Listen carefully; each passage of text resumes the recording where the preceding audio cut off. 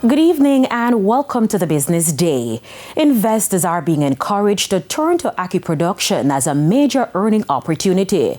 Amidst that call is an admission that the prolonged dry spell is now taking a toll on the agriculture sector. Details from Dwayne Anderson.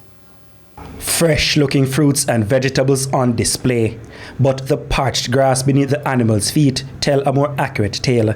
The agriculture sector has taken a hit from the drought, and it was evident at the recent Dembe Agricultural Show. It have affected the quantity of display, but not the quality. Garnet Edmondson is the CEO of RADA. He says some farmers are now in the second month of a climate change resilience building initiative.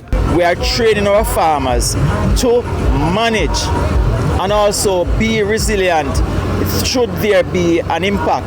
Yes, the program has just started, but we have seen significant take-up with our RADA Connect initiative. That is also part of what the initiative we are using to push drought mitigation and climate change strategy.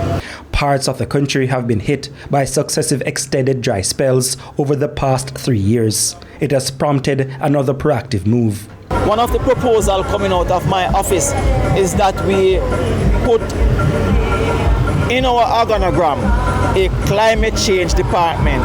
So of course we are proposing adding our entire climate change team. Being serious about agriculture means that we must understand the changes that comes with climate change.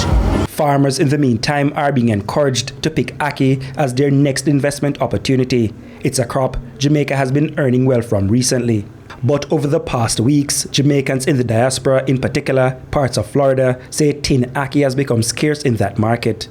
Just the other day, I had a conversation with an investor who wants to come in and put in ackee into cultivation.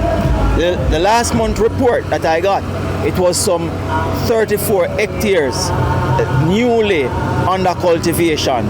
So of course, that crop in the face of food is making some waves. Dwayne Anderson, TVJ News.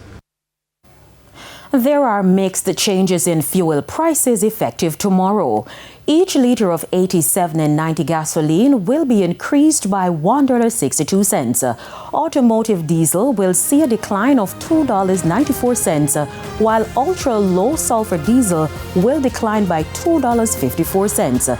Kerosene will fall by $1.12. The cost of propane will, however, increase by 7 cents, while butane will see 45 cents being added to the current price. Now, each gas station will make these adjustments to their prices, which include a markup of the ex-refinery rate offered by Petrojam. And that's the Business Day.